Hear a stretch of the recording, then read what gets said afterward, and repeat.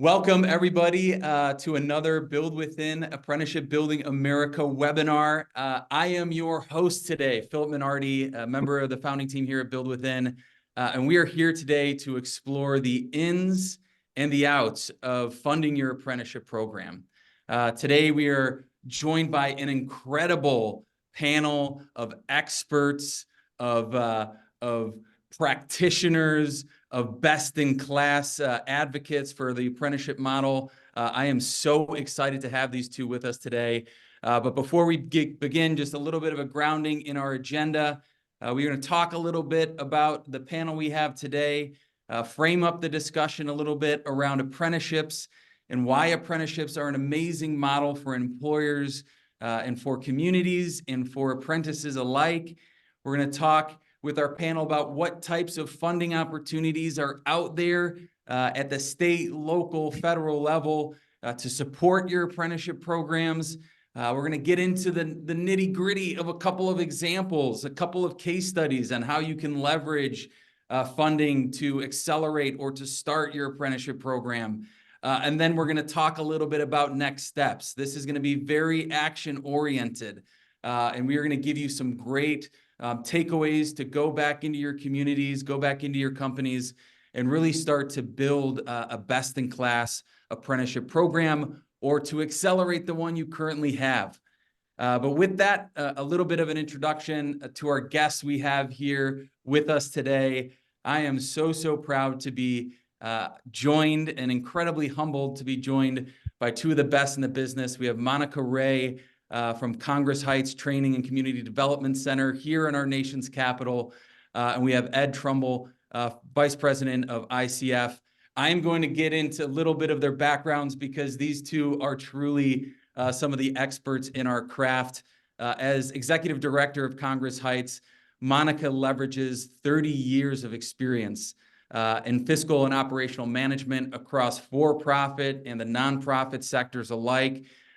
She's worked long and hard to support the management and development of programs and policies for all aspects of community development. She's really seen it all, been a part of it all here in DC.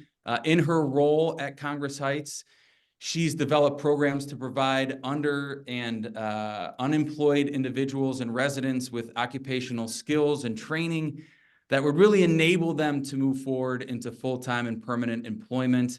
Ms. Ray is particularly adept at convening community dialogue, and I'm incredibly excited to have her here with us today. Little known fact about Monica before we get started, and the picture might have given it away, but she is a pro when it comes to basketball, not only when it comes to workforce development, but basketball. And that helmet, you can only see a little bit of half of it, but she is a motorcycle enthusiast and a competitive swing dancer. So she's truly a Renaissance individual, and just so proud to have you with us here today, Monica. Ed is also a jack of all trades, but he is the guru when it comes to workforce at a national level. He is currently VP of Workforce Innovations at ICF, which is a global firm looking at workforce from multiple different angles. And he too has over 3 decades of executive workforce development experience. He is an expert when it comes to registered apprenticeships. He and the ICF team are deep partners with the U.S. Department of Labor. He's an expert when it comes to community benefit plans, and he's pretty much served at every level of organizations across the country. And before ICF, Ed was the education and higher education workforce advisor to a governor. So he knows the politics of workforce. He knows the practical applications of workforce. He knows it all. So just thank you both for joining me here today. I'm so excited for this conversation. And we are going to jump into it, Monica and Ed, with our first question. And it really does begin here with why apprenticeships. Why are apprenticeships a great model for employers and communities and job seekers alike to be supporting? And as Build Within, we are a technology company, but we also believe you need to be engaged in the community, you need to be engaged in the industry, and you need to be looking at solutions across the board. And what we've come to realize is that apprenticeships are amazing for a couple of reasons. They increase diversity in your workforce, giving you access to new, amazing talent that may have gone overlooked if you're hiring in a traditional manner and just looking at a 2-year or 4-year degree. So getting access to that amazing talent pool. It's also financially wise. For every dollar that's invested in an apprenticeship as an employer, you get $1.50 out of that experience. And lastly, but not for us, as we've seen across this country, is retention. As somebody who's been on both sides of this equation, I've been an apprentice, I've been a mentor, I've been an employer, I've been a manager. Companies and communities that invest in an apprentice and give them the skills, give them the tools to be successful within their organization, see an immense amount of loyalty and retention. So over the course of 4 years after graduating from an apprenticeship program, retention rates are north of 90%. So apprenticeships are critical as we look at this country at a junction point where we're trying to get more folks employed, trying to bridge that talent gap. And we truly believe in the model and are thankful for partners like Monica and Ed in that journey. But Monica, first question to you is, you recently joined this apprenticeship journey. You recently hired a couple of apprentices. In your view, how do apprentices compare to traditional hiring models? And what are some of the benefits that you've seen already in your journey? Sure. Thank you, Philip, for having me today. I'm excited to join you to chat about the apprenticeship program and our experiences thus far. I thought it was a little intriguing when the poll went up. Many of your attendees said that they didn't know where to start. And I think had I done that poll a year ago, that would have been my question too. Where do I start? As a small nonprofit in the District of Columbia, we have always had challenges to qualify talent. Through our work with Build Within, we were able to be introduced to a already trained and screened population for opportunities. It helped reduce the amount of money we had to spend to get to a prepared group of people to interview. And of course, the subsidy around wage reimbursement doesn't hurt that process at all. We're very appreciative to the work that Build Within has done to help be that trusted guide for us through this process. I love it. Thank you, Monica. And how long have the apprentices been on the roll so far, and how has that experience been for you? Our first apprentice was our social media manager, a young man named Mick, who's been absolutely remarkable for us. Brought a great wealth of experience, also innovativeness, and a youth that we haven't had in our social media department. So we were happy to have him. And then he was closely followed about 2 months later by our new office manager, Dai. Both have jumped feet first into the pool. They're learning a lot. And we're very appreciative to the support that they're continuing to get from Build Within along the journey. So it's been good. So it's been about 6 or 8 months for the two of them. Wow. And congratulations, Monica. And I will say you are a leader and a champion in this community for always thinking around the corner and ahead of the curve. So thank you for that. Ed, you wear a little bit of a different hat. You've seen the national, international evolution of the model. You observe the evolution of workforce strategies from apprenticeships to other forms of on-the-job training. What shifts have you seen that make apprenticeships more critical now than ever before as organizations grow and think about competitiveness? Well, first, I want to thank Build Within for the invitation today. And Philip, I want to thank you as our moderator. And Monica, I'm just so honored and privileged to be a panelist with you. I'm so impressed by the diversity of your skills: basketball, swing dancing, and motorcycle. Oh, and also a nonprofit executive, successful nonprofit executive. So it's an honor and privilege. And I love the Katy Perry introduction. I thought that was just really eye of the tiger. That was wonderful. So we at ICF, it's really interesting. So our company was actually established by a Tuskegee Airman in 1969. And he was after the riots in Washington, D.C., the assassination of Martin Luther King and Robert F. Kennedy, Senator Kennedy, and he wanted to be a part of the solution. And we initially focused on neighborhood and community development and supporting African-American entrepreneurs. And here it is today. We're about 9,000 employees around the world. The team that I have the privilege of working with, we deliver workforce solutions from California to the United States Caribbean and everywhere in between, all levels of government, for-profit, nonprofit, community-based organizations. And we've been involved with registered apprenticeships since 2010. And as of now, I think we've touched and changed the lives of over 13,000 individuals, predominantly through registered apprenticeships. And the benefits that we've seen, we're involved with incumbent worker training and internships and pre-apprenticeships and registered apprenticeships and OJTs. Apprenticeships, registered apprenticeships are the gold standard. And it's a combination, first and foremost, it's a job with training. It's not training that may lead to a job. It's a job with training.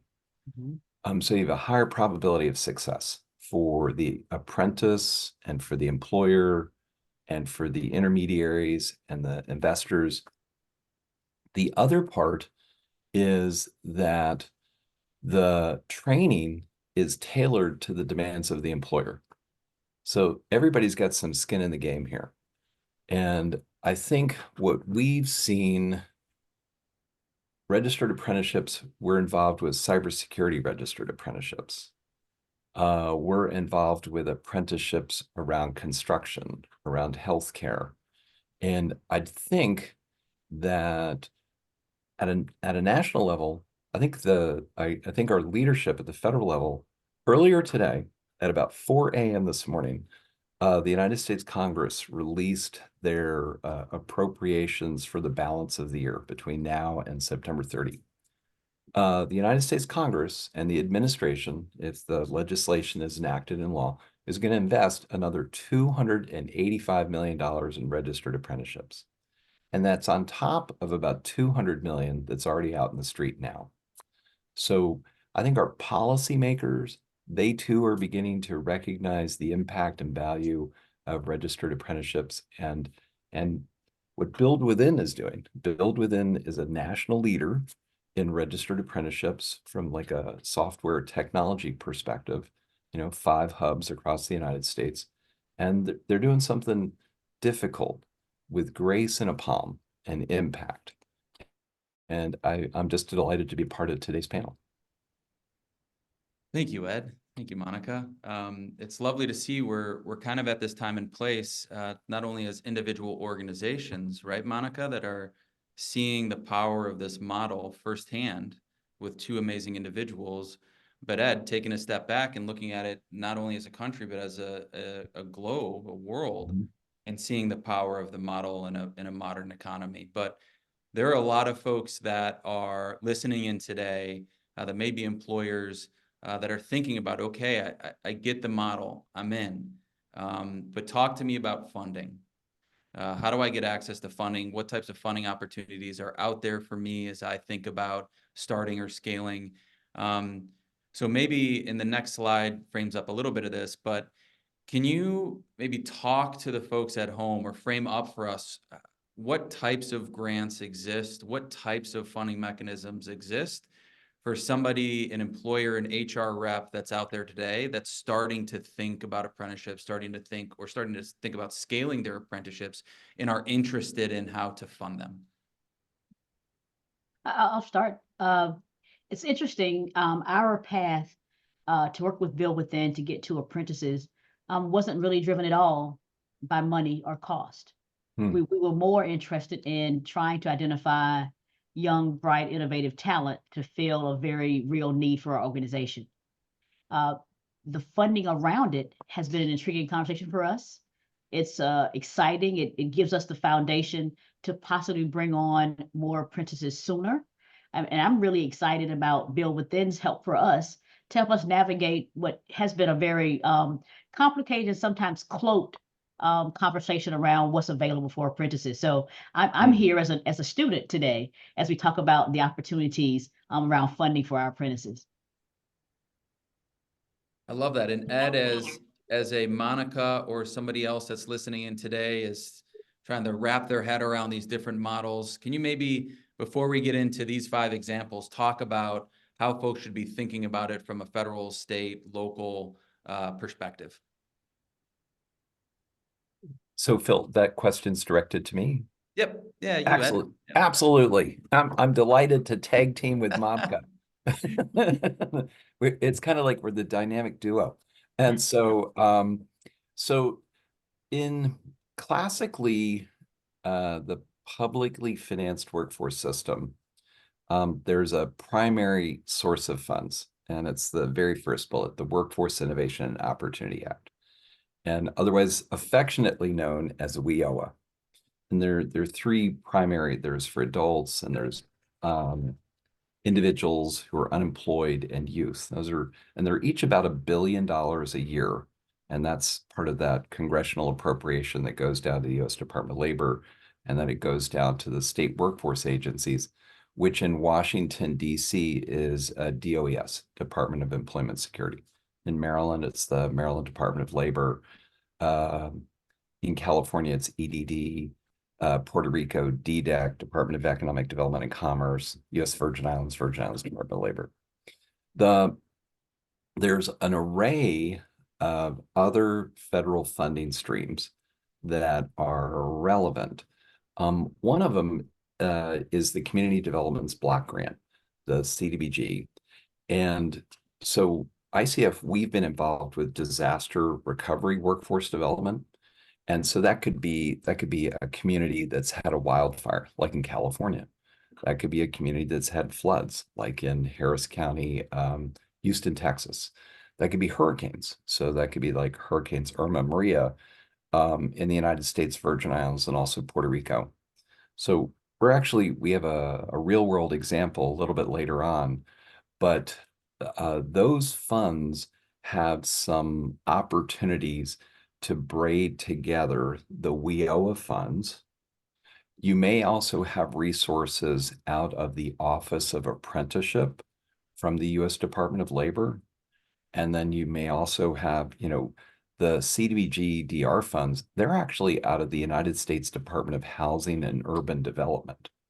So you have the opportunity to identify different federal funds and then how to weave them together.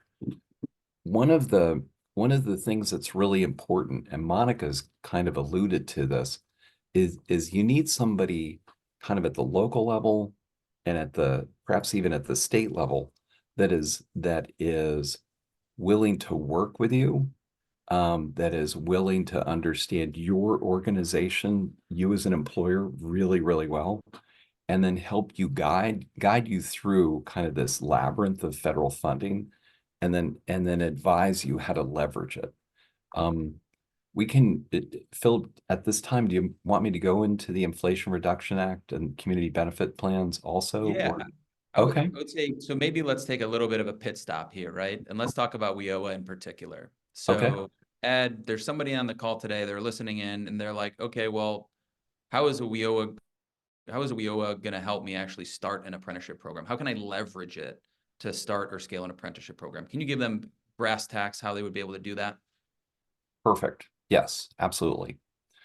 So let's say you are in Anne Arundel County, Maryland, and you would go to the Anne Arundel Workforce Development Corporation, AAWDC. Kirk Murray is the executive director. And you would approach Kirk and you would share as an employer your interest in creating a registered apprenticeship program, and that, this is kind of like the ideal individual for you. How can we work together? You would, our colleagues in Washington, D.C., to approach DOES, the state workforce agency, share with them your goals and objectives and say, like, okay, so WIOA has different elements to it. One can actually allow you to do a wage reimbursement. Another can actually offset what's called related training instruction, classroom training. And there may even be the need for supportive services. That could be transportation. That could be childcare. That could be uniforms. That could be equipment. So the local boards and the state workforce agencies, but I think I would go to the local boards first. DC is a little unusual in that the local board and the state workforce agency are in one building. But I would go have a conversation with them and share your goals and objectives and see how you can work together. And part of the reason why is they're measured on employment, retention, and advancement. So you're actually a potential opportunity for them because you're already interested in hiring an individual. You're already interested as an employer in retaining the individual and advancing them. So your interests come together with theirs. They're measured by outcomes. You're measured by the quality of your workforce. I love that. So maybe Ed, there's this duality here, right? So we're talking about WIOA, CDBGs, IRA, all federal programs that trickle down to the state and localities. But we also have state-specific and community-based programs. As an employer is thinking about starting their apprenticeship program, how should they be thinking about those programs, either braided together or separately, or should I go after a community benefits plan or IRA or funding through? How should they be thinking about taking that first step? So those are kind of more targeted towards the energy industry.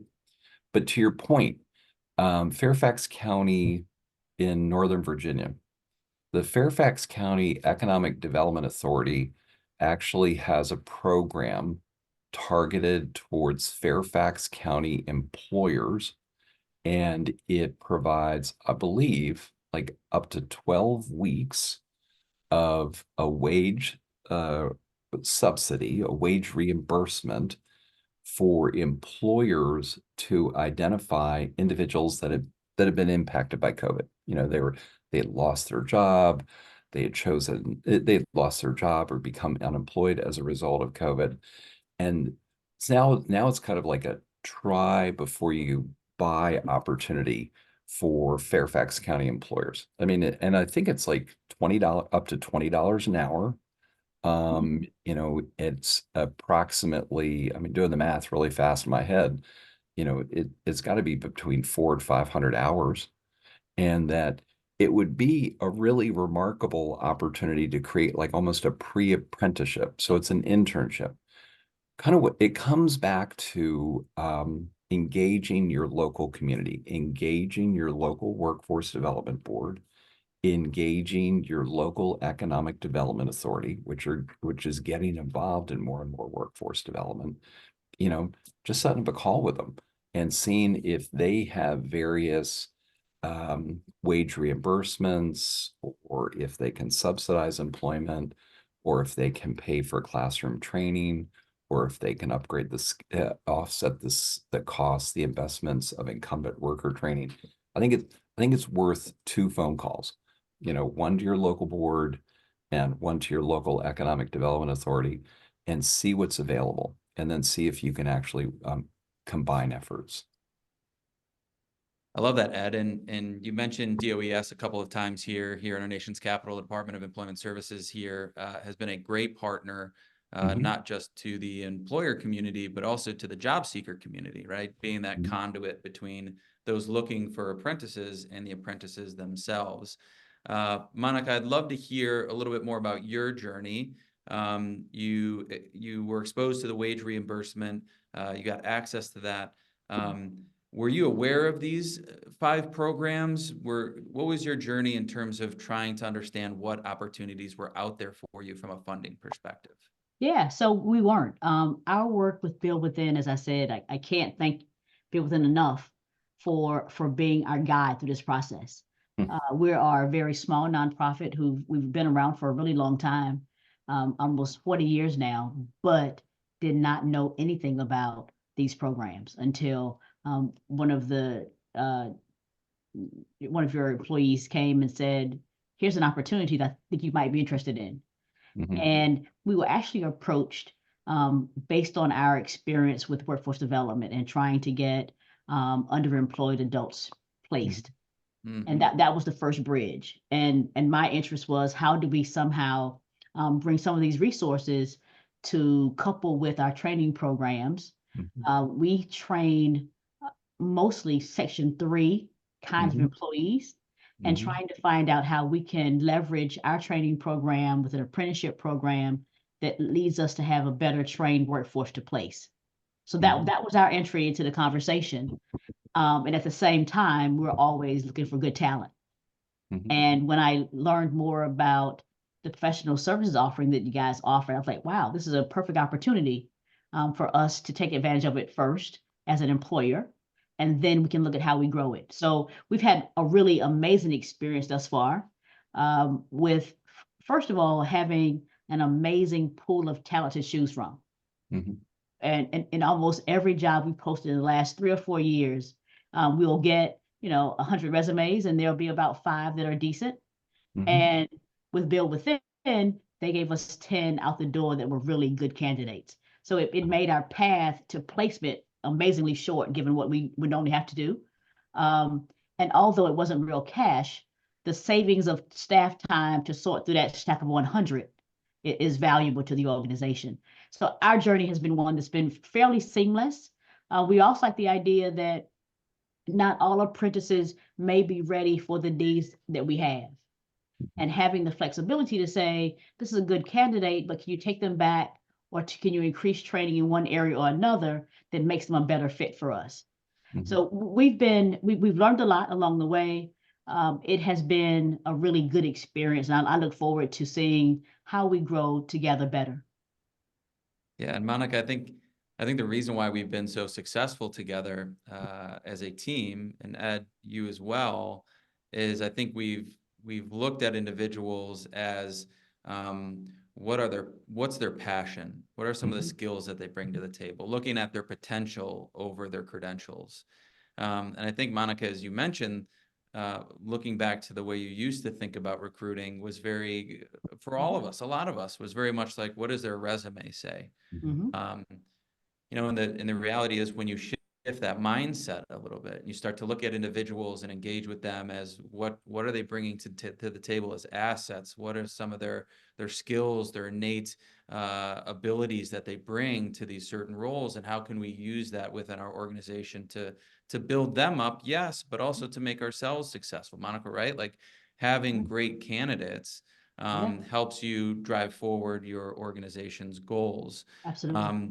And then having, to add your point, there is two interesting access points. If you're an employer, whether you're in DC or whether you're in California or whether you're in anywhere in between, recognizing that you have partners like Build Within, or you have partners like workforce boards, or you have, the EDAs of the world, economic development organizations of the world, seeing those three access points, folks like Build Within, the workforce boards, and the economic development organizations as some of your first calls is critical. I'm going to ask you both a question, because we're getting to the point in the conversation where we're going to start to spill the tea, right? We're starting to get into the nitty gritty of it.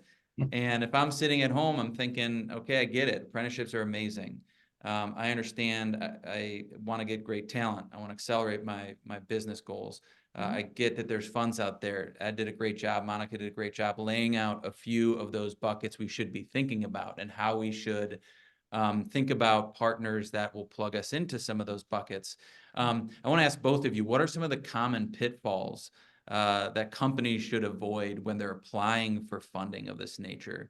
And how can they increase their chances of success? Maybe Ed. I'm Yeah, I was going gonna to say let Ed. Monica go Ed, first. Monica. I'll start, because we've been wrestling with how we maximize this opportunity. Yeah. And I think we cannot go forward without thinking strategically about partnerships. Hmm. I think Although we talk a lot about state boards and state tax credits, we all know we have this kind of elephant in the room about what DC is or is not. Hmm. But being able to leverage our partnerships with our utilities and the government to maximize opportunities for apprentices and building the apprenticeship movement in the city.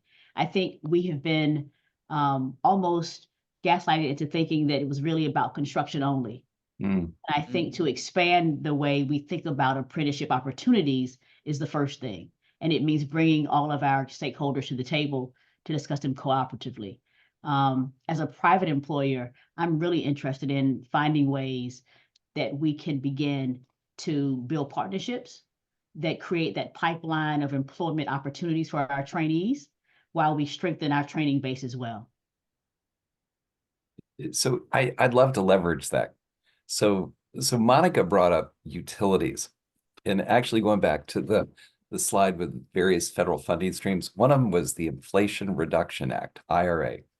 And the United States Department of Energy has hundreds of billions of dollars under their control. And that is for both federal grants and loans. And all of those require what's known as a community benefit plan. Mm-hmm. And the community benefit plan has four elements to it. One is like community engagement. That's like engaging Monica and her organization.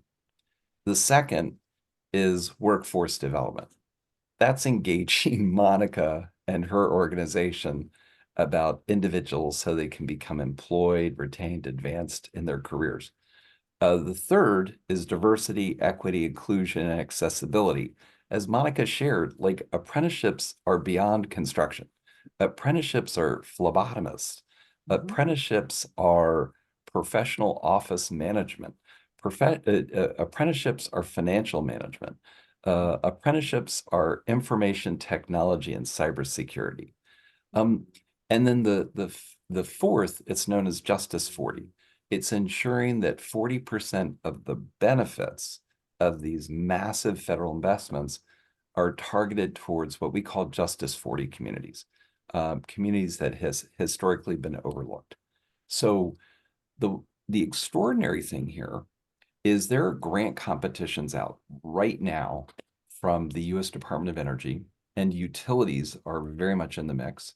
There's one called GRIP, Grid Resilience Infrastructure, and it's called GRIP 2. Last year was GRIP 1.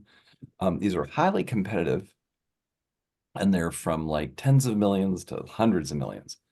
And if you think about it, these community benefits plans are actually 20% of the evaluation criteria. So the U.S. Department of Energy is taking this quite seriously. This is a phenomenal opportunity for Monica to reach out and organizations like Monica's to reach out to the utilities, Pepco, Exelon, Washington Gas. Washington Gas and Light. Exactly. In the great state of Maryland, that might be Southern Maryland Electrical Co-op. That might be Baltimore Gas and Electric. That might be Chop Tank Electric on the Eastern Shore. That might be Delmarva Power between Maryland, Delaware, and Virginia.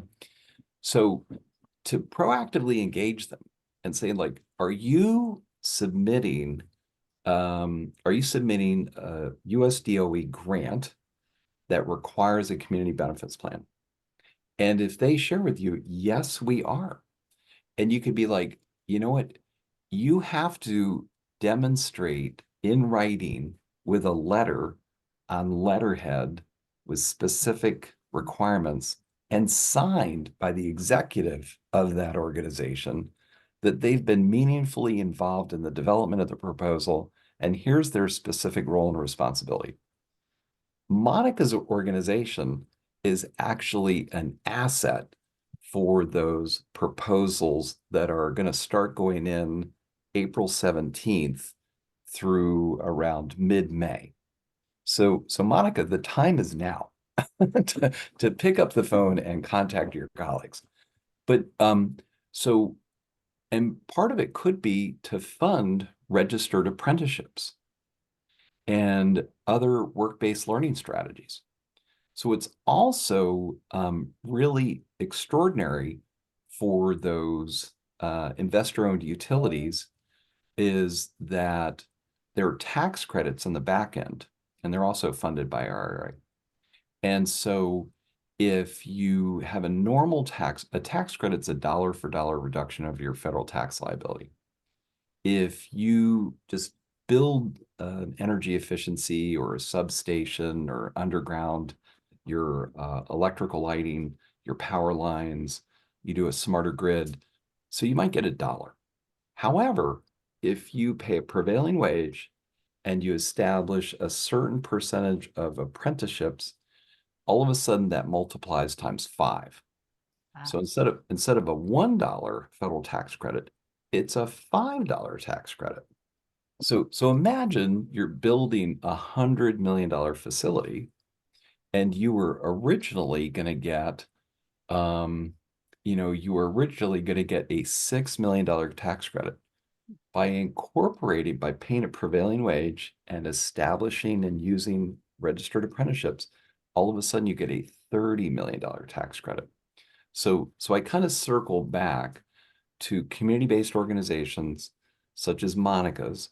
It's an opportunity for you to engage utilities and maybe energy advanced manufacturers and share with them, like, I understand there's this I understand there are these grants underway and there are these community benefits plans, and we would be honored and privileged to have a conversation how we too may participate. And in exchange, we'd be interested in receiving, some financial support to establish, enhance, adopt new registered apprenticeships. And that answers the question about where do we start from the first poll. I appreciate that. Our organization sits at the intersection of a 40 community. We're Yes, low of income. Justice We need 40. Yeah. affordable housing, Section 3 residents. Our 600 students represent what absolutely this initiative really seeks to do. So I'm excited about that opportunity. Absolutely. Delighted to be of assistance. Sounds great. I love that we're getting solutions real time. Real time. On the webinar. I think so hopefully what's coming across here to the folks at home is there are a lot of opportunities for you. There are a lot of opportunities for you to get access at the state, local, federal level to funding to help you start your apprenticeship program. But also, even within multiple funding opportunities, there's an opportunity, and Ed mentioned a little bit earlier, to braid funds. So Ed, we have a couple of examples here. I think it's the next slide, or maybe a slide or two forward, Jen, here. But to talk a little bit about a couple of examples where you're braiding funds, you're getting funds from a WIOA, from a CDBG, and you're braiding them to propel your apprenticeship program forward. Can you talk a little bit about, let's just use one of these examples, the sprinkler and fire protection example for us, and how that process came together for the particular employer? Absolutely. So Monica has referenced Section 3. So Monica, that's public housing, correct? It is.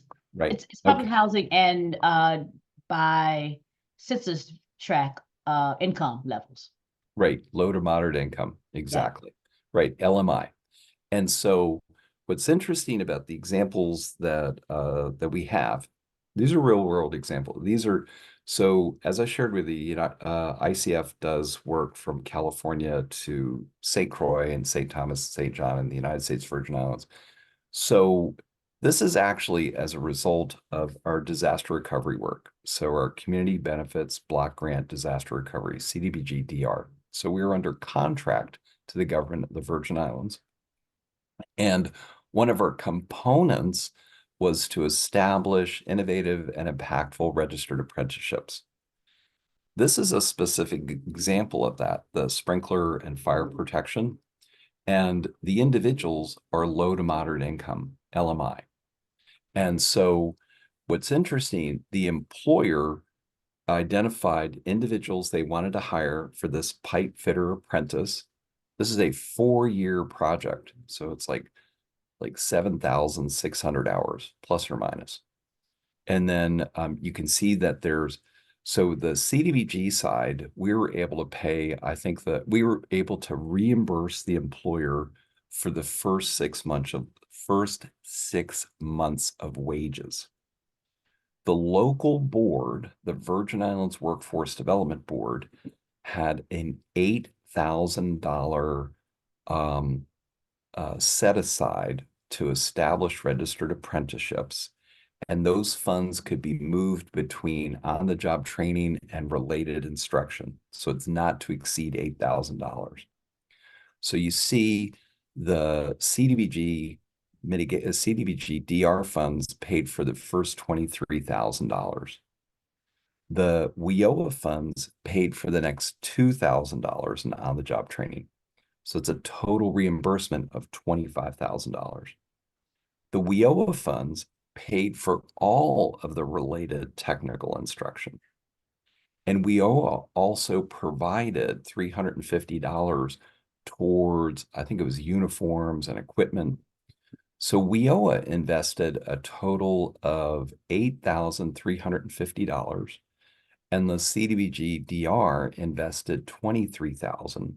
So the total investment was $31,350. And so from an employer's perspective, you know, like for the first 6 months, I mean, it's pretty extraordinary. And that, you know, the employers got the employers involved, the apprentices involved. This is a benefit to both the Virgin Islands Workforce Development Board. It's a benefit to the Virgin Islands Department of Labor, the state workforce agency. It's also a benefit to the HUD financed agency in the Virgin Islands, which is the Virgin Islands Housing Finance Agency, VIHFA. And so everyone benefited, but it took some creativity and some tenacity and perseverance to understand how to braid the funds together.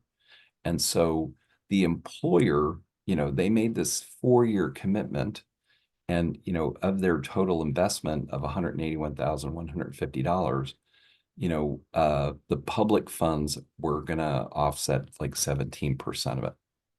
If we could show the next slide really, really quickly, and that's the one that's on CNAs, certified nursing assistants.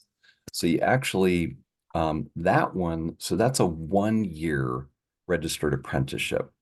So it's the same deal. So it's the CDBG 6-month investment. It's the $8,000 not to exceed from the WIOA funding. So you see the WIOA funds are making an investment of $8,350, and then the CDBG funds of $23,000. So here it's a 1-year apprenticeship. It's a lower wage, but here, like the employer is receiving like 67% of their investment. What this really comes down to is like trust and creativity and tenacity and perseverance and asking questions. So this benefited the local board, it benefited the state workforce agency, it benefited the employer, and it benefited the apprentice. Yeah. I love that, Ed. And I think if we're looking at maybe some of the takeaways, at least up until this point in the conversation, it's again understanding that there are pots of money out there for you to get access to. There are partners out there that can help you gain access or to think about it. Build Within being one of them, the workforce boards being another one, the economic development folks as well. And then also there's a nuanced way, an elegant way to take the funds and to combine them to even accelerate further your apprenticeship program. So there's a lot of opportunity out there in the community. This is a question for you, Monica. You've gone through this. You've brought on 2 apprentices. You've gotten access to wage reimbursements. If you were talking to somebody that's on the other side of this computer here, what would be the number one piece of advice that you would give to them as they start to walk down this path and on their own journey for building or scaling an apprenticeship? Sure. So I would hope on the other side, there's 2 groups of people. I think those who aspire to be apprentices, I think this opportunity provides an unique value proposition to hire you versus the rest of the world. Mhm. For private employers who are trying to identify who to choose, this is an amazing incentive to choose you.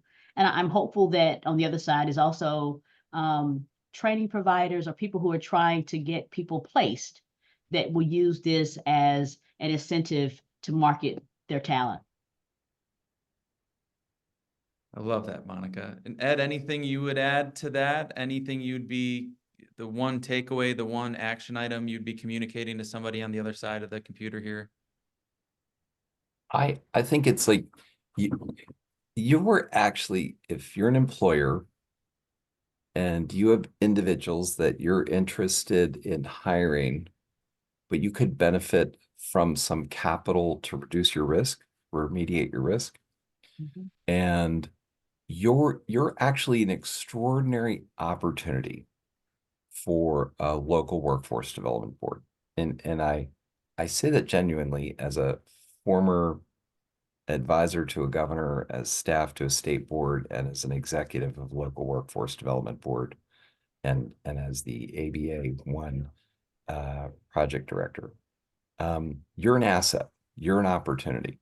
So I would approach the local boards with, saying like, in the spirit of being collaborative and cooperative, how can we work together? Because if you assist me, we're also assisting this apprentice, and you're actually receiving positive performance outcomes. So I wouldn't be bashful. I would pick up the phone and I would contact some folks and see if you can engage them in a conversation and build trust and high performance over time. I love that. So we have a little bit of time left, and I want to make sure we get to some of the Q&A here because I think we have some amazing questions from folks in the audience. So we're gonna jump into it and then answer a couple of questions and then give Ed and Monica some time to give us some closing thoughts here. But we're gonna start off with Amy is asking a great question. She says, "Can you explain what constitutes an apprenticeship and what type of jobs could be an apprenticeship?" So we're gonna pull up a little bit of a slide here. I think it's the next. This one's good. You can go back to it. So for all intent and purposes, an apprenticeship is a full-time job. An apprenticeship is you are learning in an organization and you are focused on three particular components. The first one is on-the-job training. So you're doing the work. You're doing the work every day to build those skills, to get better at the field that you've chosen to go into, and to see if it's a right fit for you. So on-the-job training. Ed mentioned a couple of times RTI, or related technical instruction. RTI is the coursework. So an apprenticeship is an elegant combination of doing the actual role in real time, being a full-time employee, standing shoulder to shoulder with everybody else that's in the organization, but also adding the learning. You're doing the coursework or the related technical instruction. So you're learning from folks around you. You're learning whether it's asynchronously from a platform that you're taking courses on, or you're going to the local community college. So there's the doing, you're doing the job, and you're learning and building while you're doing it. And then lastly, if you do both of those things very well, you build competencies. So those are the hard skills that you're getting at the end of your apprenticeship, whether it's time-based or whether it's competency-based. At the end of the apprenticeship, combining the actual work that you've done with the education that you've gotten through RTI, they come together and they give you competencies, and then you get a certificate if it's a registered program through the U.S. Department of Labor or through another organization. So it's a really great way to get into an industry and to get the skills, get the competencies, and get the education that you need to take your career to the next step. And the reality is we find ourselves in a world where that model is, call it an apprenticeship, call it another name, but that on-the-job, skills-based hiring is something that industries across the spectrum are hyper-focused on. So here's just a little bit of a slide with some of the the roles that Build Within has gotten approved by the U.S. Department of Labor.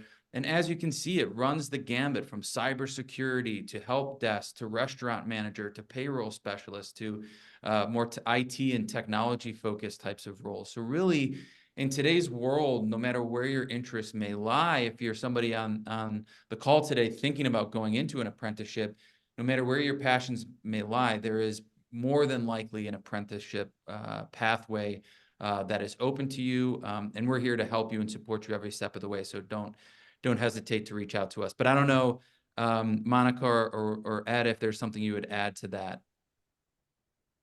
I think this is an amazing list. I think it changes the entire dynamic of how we see apprenticeable positions in our community. I think it's an amazing pathway to build a career. So I just would encourage anybody who's interested to go for it. Absolutely.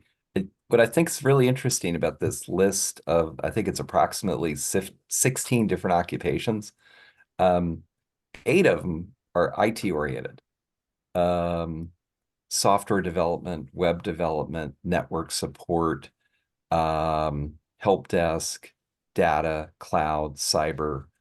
And so I think it shows the diversity and the creativity and the inclusiveness and the accessibility of registered apprenticeships. And so it shows how that as the economy is evolving, registered apprenticeships are also. We used to think of them as only the skilled trades, Right. plumbing, HVAC, electrical. But Philip, this slide actually shows the evolution and the forward thinking of registered apprenticeships. Mhm. Very much so. And that's part of what we need to do as a community is share that reality that there are apprenticeships in pretty much every field in the modern economy. So thank you for that. So I want to get a speed couple rounds here because we have a couple minutes left. But where does AJCCs come into the picture? For those of you, Adrian, thank you for the great question. The American Job Centers of California is what that acronym is. And AJCCs are a critical part, and other American job centers across the country are a critical part of this puzzle, right? So AJCCs, or American Job Centers across the country, they really represent the job seekers and the employers. So they're working every single day to work to get young talent or career changers or folks out in the community, getting them plugged into some of the employers that are looking for talent and looking for individuals to come into their organization. And Build Within, as a company, we're proud to partner with not only the AJCCs in California, but AJCs across the country, because the reality is you have to have both sides of the marketplace, the employers and the individuals seeking a career pathway to come together for the model to work. So thank you for that great question. I think we have maybe time for one more, and then I'm going to ask Ed and Monica to share some final thoughts with us. But also a question here: if you are a statewide organization, would you contact the local board where you're headquartered? If you are a statewide organization and you have a footprint across the state, I would talk to all of the workforce boards in your state and in your community. There are, depending on your state, there are a bunch of them. And they are great organizations to be engaged with and to share your needs with and to learn from. So I would say whether you're headquartered in a certain part of the state or not, getting engaged with the statewide workforce board or workforce boards in certain parts of the state, I would be reaching out to all of them to share best practices, to share some of your concerns, to share some of your needs, and see where you can get help. But Ed, Monica, I don't know if you have thoughts on that question or you think about it a little bit differently before we open it up and give you some time to bring us home. I don't have anything. So I just want to thank Build Within for the opportunity. It's been such a pleasure to meet Monica and work side by side with her. And Philip, it's always a pleasure to work with you and your entire team. And just thank you for highlighting the excellent work of registered apprenticeships. Are you also going to talk about National Youth Apprenticeship Week by chance? I will absolutely be highlighting that. Monica, anything? So just quickly, I know there's a question in the chat specifically for me around our specific model. I'd like to share my contact with, I guess, Allison, who had the question, so that we could chat offline about that model and how it works for us. And we'll, Monica, we will connect the two of you Perfect. offline to make sure you can have that conversation. Perfect. But again, before I close it, Monica, thank you so much, not just for joining us here today, but for being true champions for apprenticeships and for the communities in which you work. As Ed mentioned, there's some programming notes here before we all jump. So if we go to the next slide, we do have a cornucopia of webinars and events coming up. The last slide highlighted a few of them. But here, as Ed mentioned, we have National Youth Apprenticeship Week coming up in May. So we are a little over a month and a half out from that programming. And really the philosophy behind it is to really promote the idea of apprenticeships earlier and earlier in somebody's career journey. So to get parents to the table, to get employers to the table, to get young individuals to the table, to get them starting to think about alternative pathways into the career of their dreams. So here at Build Within, we are taking a very focused look at Youth Apprenticeship Week and 3 of our hubs. So we're going to be doing quite a bit of work here in DC, quite a bit of work in Hamilton County, Chattanooga, Tennessee, and then doing some programming out in Los Angeles and Los Angeles counties. So if you're calling in, if you're joining us from whether it's those 3 markets or anywhere in between, and you're doing anything interesting, exciting, or could use some help as you start to think about planning around National Youth Apprenticeship Week, please do not hesitate to reach out because we got some great and interesting and exciting things planned for that week. But with that, we're a little bit over. Ed, Monica, thank you so much. Jen, thank you for producing today's webinar. Everybody that joined us, thank you for being here. Feel free to reach out to us at info@buildwithin.com, at Join Build Within. We'll send around Ed and Monica's information as well. But thank you all for joining us and have a great rest of your week. Thank you. Great. Okay.